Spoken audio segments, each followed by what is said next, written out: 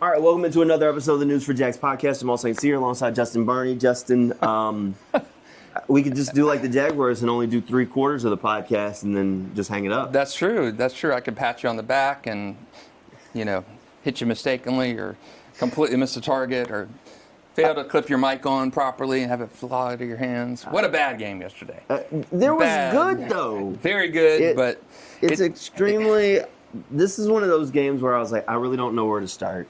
Because there was so much good early. Yes. Like you start, if you go watch the first half, you feel pretty good. I mean, Trayvon Walker has what I thought in the moment was a strip sack. I still argue that it probably should have been, but okay, whatever. Which would have been a touchdown. Yeah. Would have been a touchdown. Okay, you had that. You had the Dyami Brown touchdown early. I mean, you were rolling a little bit. The Dyami drop in the end zone. Well, that was late. That was the fourth quarter. The first 3 quarters is where we were living. The interception in the end zone, the short pass in front of Travis Hunter that he had a little bit more mustard on that ball. That would have been perfect. That one's on Walker Little. Yeah, Walker Little out of bad Walker game. Little. I mean, early on, the offensive line was doing really good. I was like, man, look at Trevor with all this time. The problem was on third downs when it was crunch time, Trey Hendrickson was wrecking people. Oh, man. And he's good. That's what he does. He is. But, I mean, Walker Little on that throw, I mean, he got dog walk. Trey Hendrickson's in Trevor's face. I know. Trevor threw 2 picks, and he's going to get the blame for all of them. One of them was flat out, I mean, that one in the end zone, he couldn't step into it. He couldn't really throw it. Trey Hendrickson's on him. Trey Hendrickson forced that interception. Yeah, he did. At some point, Trevor's got to eat that one. I'm with you there. The other interception, that one's on Brian Thomas. He didn't even try. Yeah. I don't know what's up with 7.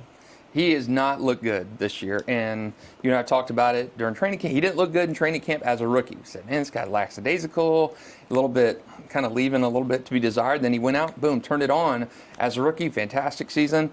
This season, bad training camp. Yeah.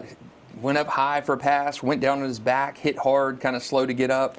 He looked like he was more banged up or nursing an injury or something in camp. I've been saying that from the start. He has not looked good to me at all this year, at all. Look, I've been saying since camp, he came down kind of weird one time, and I remember he went off with the trainers and he came back to practice. I was like, oh, he's fine.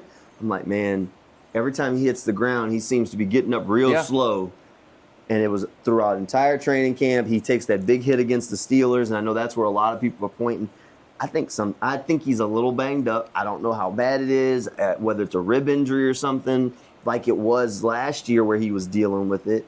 But I mean, something is not right. The player we saw last year has not shown up this season yet. Got 12 targets to him, 4 catches this season. Just not a good start for BTJ, and you hoped after week 1 they would get on the same page because he didn't have a good week 1. He had a rushing touchdown, but he was really invisible in the passing game, and something is not right. I don't know if he's gun shy, if he's afraid to take that big hit, if he is truly nursing an injury. Liam Cohen said Monday that he is battling a wrist injury that we did not know about. I don't know how much that affected him, but the biggest play yesterday in the Bengals game was you have a 4th down play to him. A 4-yard pass hits him right in the hands, and he drops it. It's not a pass in traffic. It's not, going across the field knowing you're going to get walloped and you're a little bit skittish. This was a pass that any receiver is expected to make. This is not going down. This is a simple catch, and BTJ just did not get it. On 4th down, you throw the ball to your best player, and he drops it. You expect him to make a play. He didn't even catch it. No, he just dropped it. Those were the types of play, like it was that kind of day. And the one thing that you can say, and I know some people have kind of talked about, oh, well, they got away from running the ball. And did Liam kind of put too much on Trevor? Trevor threw the ball 40 times. He had 3 running backs that all averaged over 5 yards per carry. Should you have ran the ball more? Yeah, you probably should have tried to find a little bit more success on the ground, maybe. But even still, like a lot of those passes, I mean, you had 2 touchdowns that were, for all intensive purposes, extents of the run game. Yeah. Those throws to Travis Etienne, the throw to Bashal Tootin that both went for touchdowns, It goes down as a pass in the Right. stat book, but I mean that's an extension of the running game. It Right. was a screen pass to both of them, just a little. Let them do what they do from behind the line of scrimmage. Right. And Tootin, he did leave a Bengals defender out of his ankles, out of his head. Get your ankles at the front office, Cam Sample, because that's where you left him after that play. Basil Tootin, and I know it's early, we're only 2 games in, he's looked like the best rookie to me. He's looked really, really good. He has looked really good. Is that a shot at Travis Hunter? Could be a shot at Travis Is Hunter. that a shot at Travis Hunter? Look, Tootin has looked good. Tootin, I mean, when he decides to stick that foot, and we kept saying it during training camp, the foot, when he sticks that foot in the ground, I mean, my man teleports to another spot. That's the gear shift right there. He's hitting 2 gears when he puts that foot in the ground. Yeah, Travis Hunter has not played well to me. I think he's played fine. I mean, he hasn't been. I think you had different levels of expectations. I mean, for Basil Tootin, we came in with like modest expectations. Day 3 guy, like, all right, well, we like what we've seen, but like if he does something, he looks dynamic. He looks good. Bounces off contact. I mean, that screen, the touchdown was good, but the play that impressed me the most was the screen pass. He took that thing for 24 yards. It was just a little screen, and he broke through 2 defenders, gets down the sideline, bounces off the contact. I mean, showed off the speed, showed off the contact balance on that 24-yard screen pass. And then I think we were sitting here watching the game, and I said, and that's why you trade Tank Bigsby, because Tank would have been tackled like 3 times over the course of that play. Right. As opposed to Tootin pops it for 24. He's really good. And I did not know when they drafted him. I thought he was going to, day 3 guy. He's probably going to be that third running back kind of deal. Yeah. He has looked really good. And, I think everybody expected a lot from Travis Hunter. Hasn't been able to deliver that. I don't know if Travis is banged up. You're playing 2 ways. He got a lot of work defensively against the Bengals, which I think you need to see. But, and I'll say this, I think Travis at some point is going to have to specialize. Either he or the Jaguars are going to have to decide, hey, you're going to be on defense full-time, you're going to be a receiver full-time, whatever it is. I don't know if he is going to be able to master both positions. Well, and I know we're 2 weeks in, and we're 2 weeks in. You expected a lot from him. You trade up in the draft to get him, and he's been just kind of okay so far. If you look at it, I think while he's played both ways in one game, right? In each game, he's played both sides of the football. They're kind of specialized. At least through 2 games, they've kind of specialized. In that first game, he played a whole lot of wide receiver, and he's sparingly just enough corner to say he played both ways, right? The second game, he played more corner, right? And this is me not even looking at the snap count. Then he played at wide receiver. And your telltale sign was the practice squad called up. We called up Quentin Morris. They went into the game with 4 tight ends. And I said, they're going to go out there with a whole lot of 2 tight end sets, which also is your telltale sign of we're probably going to put Travis somewhere else because your 2 are Brian and Dyami. I think your 2 needs to be Brian and Parker Washington right now, because Dyami to me is Brian that much better? I think you ride with Brian a little bit more. I think you got to ride. You got to expect that he is going to snap out of it and become the Brian from last year. But I think Parker Washington has warranted more than number 4 reps. He's looked good. He had a great game against Cincinnati. Yeah, look, Parker had a fantastic training camp. Parker has been a guy. I mean, selfishly. I'm a slight draftnik, just slight. And Parker's year, Antonio Johnson, Parker Washington, before they were drafted, were 2 of my guys going in. Antonio Johnson hasn't been able to lock up a starting spot, but he's on the NFL roster. And Parker, Jaguars drafted him, and hey, Parker bandwagon guy. I love to see Parker. And this is what he did at Penn State, man. He just came out unhealthy. He's gotten healthy. He's a smaller wide receiver who knows how to go up and make contested catches, uses speed. Look, I like Parker. I really do. I think he's a really good player. I think he can be a good receiver in this league, and I think he needs more opportunity. But is that playing on the outside almost exclusively? I don't know. Yeah, I don't know. I think I don't know. I think he right now is a better receiver than Dyami. But I mean, look, I think there's a discussion to be had about who's got more better career stats. Well, yes. Parker Washington. Parker Washington does have. That's the strange thing. That's strange. Parker has more receiving yards in his career than Dyami, and Dyami has years on Parker. I think this is one of those things where you have this new regime that believes in their ability to find players. And they found a guy in Dyami where they felt like they valued him more than maybe his numbers or stats or the conventional NFL did, and thought they found somebody, and we gave them the benefit of the doubt and said, all right, let's see what happens. And maybe they were wrong. Maybe everyone else was right, and they were wrong. Yeah.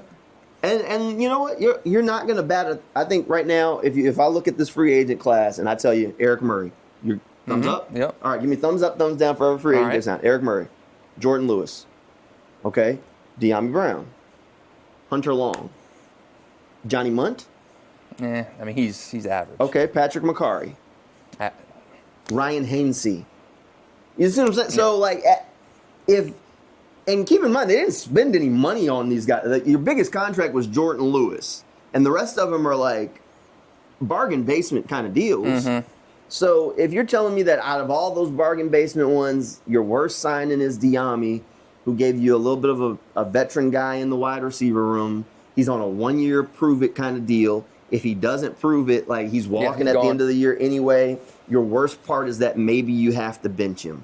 But if that's Parker elevates himself to take the job from him, are you really making out that bad? No. Look, I think the Jaguars are in an all right spot. I think Parker's still got some consistency issues he's got to prove. Like, I'll tell you, like, my running thing when I'm watching the games, I think every time Parker gets hit, I think he explodes. No, I just think he explodes. He takes them hits like Travis Etienne did his rookie year, where every hit looks like it's huge because his body go flying and his limbs go every which way. That's just what he scares me still when he gets hit, because it looks like an explosive player. It looks like what's that game? Old Perfection or whatever. I don't know if you remember played that game where you have a timer and you got to put all the things in. So when that timer goes off, that's when Parker gets hit, and it's just and everything everywhere. Just explodes. And that's the thing. So I think he's got something to prove there. I think that's the same thing that Bashal Tutin's got to show. Look, Bashal is explosive. We knew that from college. And college's problem was fumbles. Yeah. So he's got to show you can protect the football before they're willing to like really push all the chips in. And okay, before we maybe move on, since we're talking about running backs and we talked about Bashal Tutin, LaQuint Allen is a damn good pass blocker. He is. He is. I kept saying going in that he was the best pass blocking running back on the team. I didn't know he was this good. He's good. He is really good at pass blocking. A 7th round pick, and when he runs. He hasn't gotten a ton of carries, but he's violent when he runs. Yep. And, man, he can lay a hit. He can pick up a block. I mean, he is nailing the guys when they're coming in. He's thumping them. Yes. The 7th-round pick, and he looks good. Yeah, look, I think LaQuint Allen has done a lot of good work, so just wanted to take a second there. Yeah, he looks really good. I mean, overall, look, there's a lot of good on this team right now. I mean, even if they're 1-1, they did not finish the game. I mean, defense had 3 more turnovers. Yeah. And probably should have been 4. I still think the Trayvon Walker play was a fumble. You're not going to probably convince me otherwise. They have looked good. I know people will look at that yesterday and say 31 points. Jaguars defense played better than that. Last drive, 92-yard drive by the backup quarterback. You forced 3 turnovers. Should have been more than that. A phantom pass interference call on Travis Hunter. I think that you're going to throw it up and hope to get. You're not trying to complete that pass. You're trying to get pass interference, and they did. I thought that was a great play by Travis Hunter, more than any kind of interference or anything. I think the defense is leaps and bounds ahead of where it was last year. I'd like to see the sacks starting to pick up. I'd like to see Josh Hines Allen get in there. He's still beating his man, and pass rush win rate is good. But I'd like to see him start tackling the guy behind the line of scrimmage. Trayvon, I like to see him start getting in there and paying off. But I think the defense as a whole, the defense and the ground game have been really, really good this year. Yeah, look, I think the defense has done some really good work. I think this team has to learn how to finish. And I know a lot of people are going to throw this game at Trevor, and that's part of being the quarterback. It's part of being considered generational.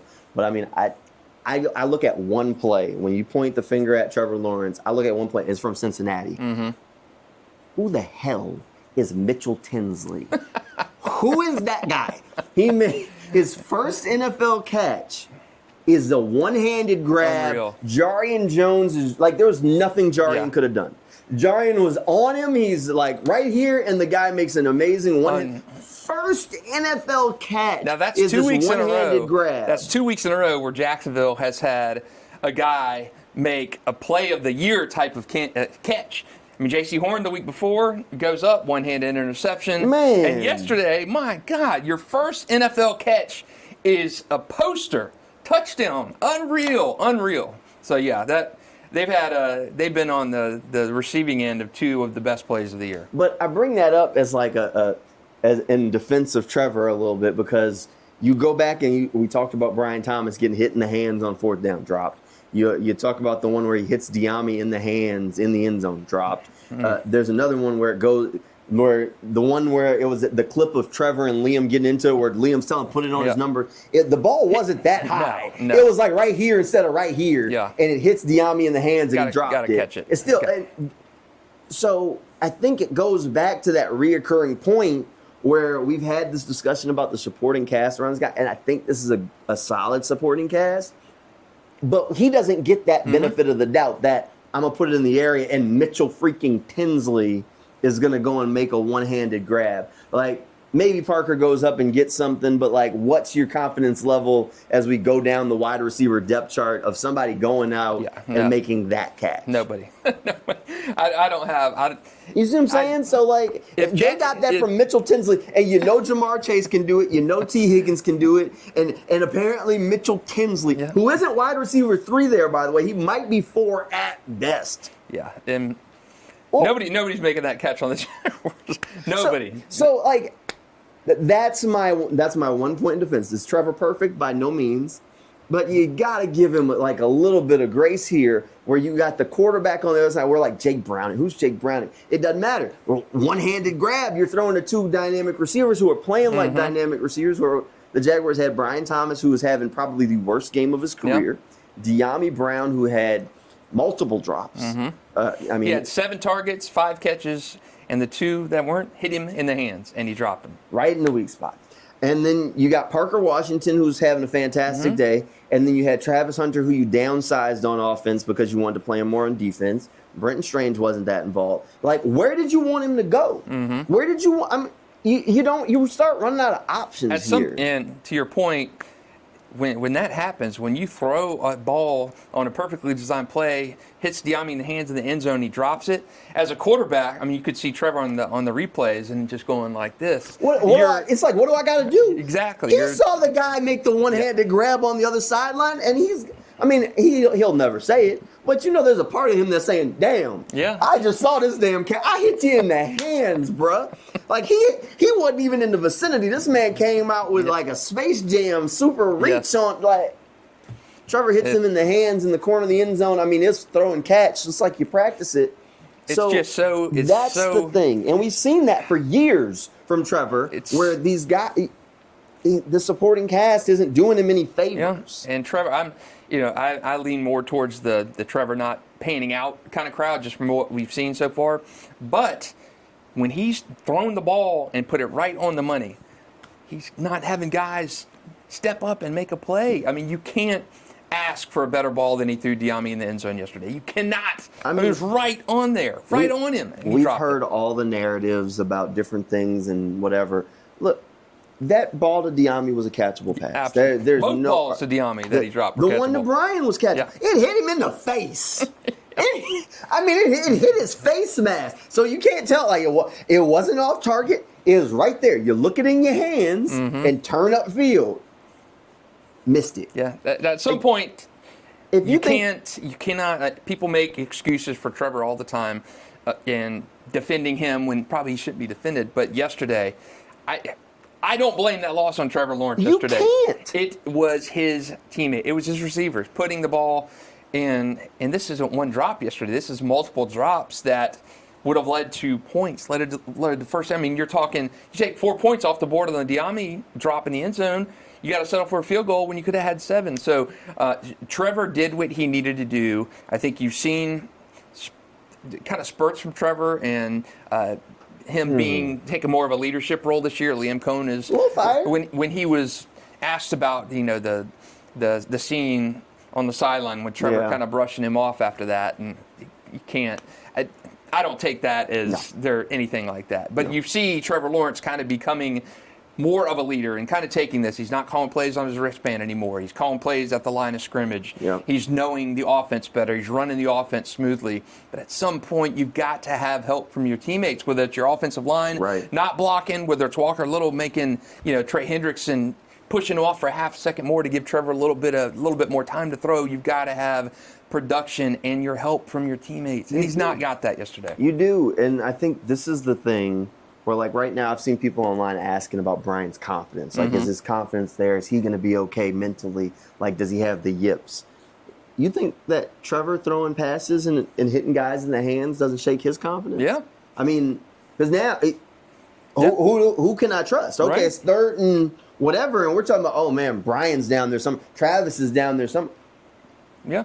Where do I, so 100%. Maybe that first look, maybe that first look to Brian Thomas Jr. on a 3rd and 18 now, Trevor's going to say, well, I can't go to him. I got to look to my other guy. And I think that's a very, very valid question for Trevor and the confidence. I mean, he's putting it right where he needs to be. These are your number 1 or 2 receivers, and they're letting you down. It's the same as when you start talking about quarterbacks not trusting the offensive line and seeing ghosts. And overall, like, we'll give Walker a little grief because he did get whipped. Anton Harrison got whipped too by Trey Hendrickson in crunch time. But overall, the offensive line has been pretty solid. Yeah. They've allowed 1 sack, and that was the end of the game yesterday. He's had time and space to process and throw passes, and that's why he's been able to be successful at times, because the offensive line has been doing a good job.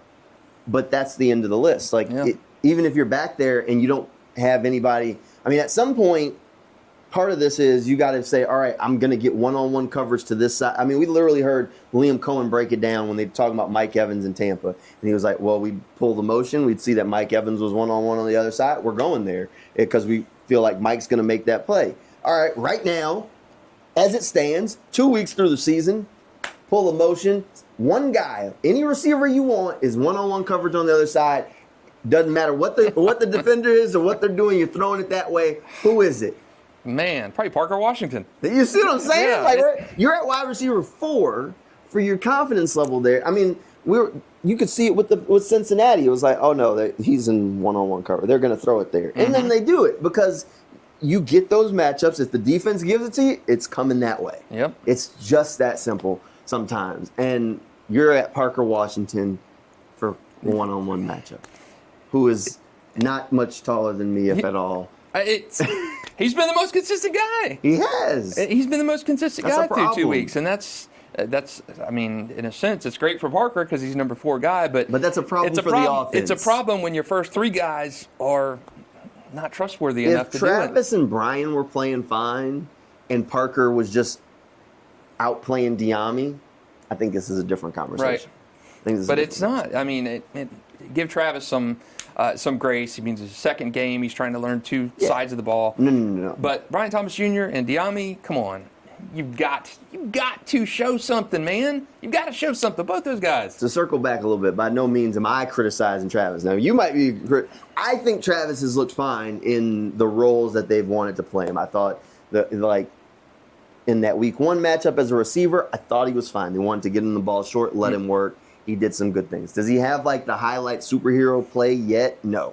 Has he made any plays where I was just like, oh, man, that's awful? Like, no. Same thing at corner against Cincinnati. Did he have the highlights? It should have been the 4th down play. That was not a pass interference. But, like, they threw the flag. That took it away. I mean, you were waiting for him to get everybody's waiting for him to get the interception or the touchdown or whatever, and those are great plays. But by no means am I criticizing him, saying I don't think he's played bad. I don't think he's been the superstar or whatever. He's just kind of been a guy. So early on, and I think he'll have his spot. But I don't know. I don't know if I'm at the point where I've seen some people the end of the spectrum of the Travis Hunter. Who was it? Last week, one of the ESPN talking heads said it's a failed experiment. No. Travis is not a good receiver. He needs to be playing defense full time. I'm not at that extreme yet. I just think the game has been a little bit slower to come to him at this level. I think right now, at least from the route tree I've seen them roll out, I don't think they're playing them to. From what I've seen so far, they want to get him the ball short and then let him use his yak ability after the catch, right? I mean, that's what they've shown. And I think that's fine. I think Travis is fantastic with the football in his hand. But I think his superpower, the same reason why people are so like high on him as a corner, is his ability to play the football in the air. So you got to let him go down the field. And as of yet, they haven't really given him as many of those opportunities to go down the football field. He and just work. about had a great catch yesterday, right on the sideline. He only got one hand on the ball, though. Yeah. But yeah, not a lot of opportunities for him so far. I think they've got to let him. You know, I hate bringing this dude up, but like Calvin Ridley-ish. Calvin Ridley was super effective in the deep intermediate and deep routes, especially early in his career when he was in like Atlanta. That was where he worked. Those deep ends, posts. If you let Travis kind of work on those, I think you're going to see a different guy because his ability to go up and get the football and adjust there, I think, is different than just getting it to him short. Here's a little screen pass. Here's a little quick slant, a drag, or whatever. Getting the and I understand, like, he's dynamic and explosive, so you want to get the football in his hands and see if he can explode something. But I think Travis is a good athlete. I don't think he is a game-changing athlete, if that makes sense. I think Brian Thomas is a game-changing athlete. He can take a 3-yard pass. He's a game changer, all right. Change the game on Sunday. When he's awake, he can take a 3-yard pass, and he can take it 90 yards and erase tackle angles. I don't know that Travis has that sort of, like, speed. I just don't know that he does. But I think his superpower is his ability to play football. I think you got to put him in a different spot. Yeah. I think he's going to – I think he could be an elite cornerback. You saw that play yesterday on 4th down, and I still think it's not a pass interference call like it was. That's game on the line kind of play, and he gets in and swats it down. I mean, he didn't have a hand full of the guy's jersey or anything. That was a hell of a athletic play. Oh no, he is an elite corner. He is good. He is an elite corner. Where he caps out at wide receiver, I have no idea. I think some of it's based on usage. I think we'll see. And I think that's why, like, if you listen to them talk, why they said they wanted him to spend more time at wide receivers, because they felt like he was raw at wide receiver and needed to learn the nuances of the position. Not that he couldn't play corner or that he was going to primarily play receiver or anything like that. Like, people took it. It was that he needed to spend more time working on being an NFL receiver. Because a lot of the guys, like, I like Ted McMillan a lot during the process, and people were freaking out about the 40 time, but he knows how to play football, and he's huge. Yes. And through 2 weeks, he's looked good. That's shown up on the football field. And generally, these guys have some sort of superpower. His is his wingspan. Travis's is his ability to play the football in the air and adjust. And you don't get that on a 3-yard pass. Are you worried about Travis and BTJ right now through 2 weeks? I'm more concerned with BT. Yeah, me too. I'm not concerned about Travis. I'm concerned about BT because because the question is, what is it? Did he hurt his ribs at some point? Are they like whatever? And he's trying to protect himself. That takes a while to heal. If it's a confidence thing, that's a whole nother problem. Where you start talking about, is this going to be a lost season for him? I mean, a real sophomore slump before, because like confidence issues, you don't just shake out of that sometimes. I mean, he's already kind of like a laid back, really even keel kind of guy. So it's not like you can just, eyeball it.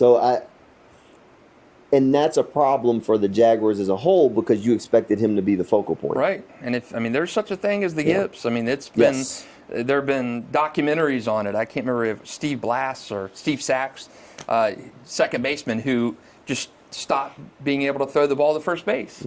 And it was such a mental thing. And when sports psychologists have looked at the yips, they're a real thing. Yeah. And and they're complete speculation, once you get hit hard in a game, the Steelers game, I mean, is that BTJ looking over his shoulder now and that millisecond that he's doing that, or the apprehension in his mind?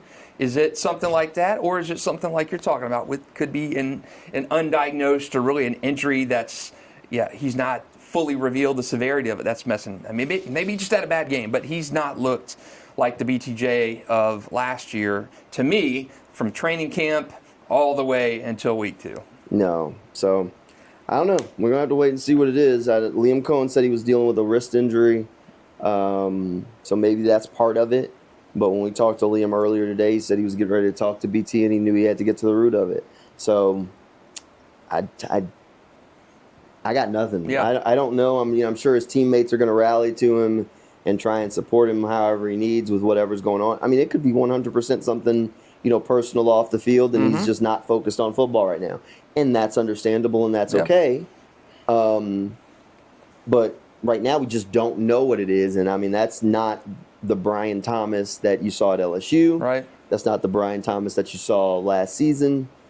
That BT is a whole different person. Right. Yeah, it's troublesome that it's been 2 weeks and then all of the preseason, the off season, where he just hasn't looked right. And the injuries in preseason, to me, in camp, you and I are talking about the same one where he was on the opposite field and he came up ginger. He stayed down and then went off with trainers. There was another one on the closer field to us where he went up and he came down really, really hard on his back. I mean, is it something like that's lingered on? It could be. And he's just tryling to play through it. Or he was playing through it because they kind of applauded him because we asked about it then. And they said, oh, BT's tough. He's working. Well, it's great to be tough. Yeah. Until, until you start holding that shoulder a little different, all of a sudden, or you start trying to hide and protect yourself. Then it's a problem. So I don't know. Maybe we'll find out this week. We'll see. Hopefully the real BT stands up at some point. At some point, you're going to need him to. And if he's unhealthy and he's out there. You need him to this week. Yeah.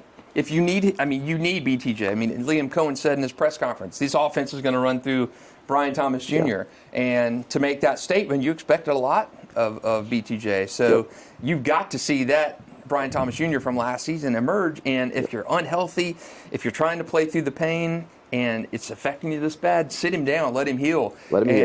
You're hurting the team by trying to press on. And sometimes you need to be protected from your own self. And if it's an injury or something mental that is hanging him up, sit him down and let him heal and process through that. Get it right. I don't think anybody's going to be mad at him for having to deal with something on the sidelines.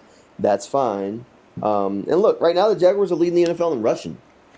Maybe you need to lean on that. Man, the rushing game, Liam Cohen, 200 yards in week 1. Hey, that's what he was built as. About $140, $150 in week 2. The offensive line has allowed them to move the ball and be effective. Travis Etienne had a 30-yard rush yesterday, a 71-yarder in week 1. Liam Cohen, his renaissance with Tampa Bay started at the offensive line and the ground game, and we've seen it here. I said it early in the game. I had no concern about the Jaguars' offense being able to move the ball up and down the field. I mean, if they ever learn how to finish drives, that was the thing in Carolina. If they finish those drives with touchdowns, that game's a blowout. Same thing against Cincinnati. Yesterday, There's a handful of drives. Again, not to re-harp on it, but, early in the game, you have the one where you get down there, you got the pick. You got the drop pass by Dyami. You got the fourth down. You're in range. They're getting there. They just got to cap them off. So we'll see. Next game is against the Houston Texans, back at the bank. So we'll be at the slab before the game. So that one should be a fun one. We'll see. Right now, the Tealgates are 1-0. So that's right. Tailgates are 1-0. That's right. 1-0 in the Tailgates. Hey, come out and say hi. It's always fun out there to be at the slab and exciting. We're on live TV from 11 to 12. Really exciting to be down there and playing Jenga and everything else. We got a different game for you this week. Different one this week. We got a different game for you. So we'll have it set out. Should be a fun one though. Should be a fun one. What about? Can you ask me trivia questions? We can definitely do that. We can definitely ask you some trivia questions. All right. See if I can stump. I don't know how he remembers half the stuff, but I'll find something. Useless knowledge. I'll find something to stump him. We might make that a podcast episode one day. Maybe during the off season. Maybe during the off season. All right. Thanks for hanging out with us for this episode of the News4JAGs podcast. We'll see you guys next time.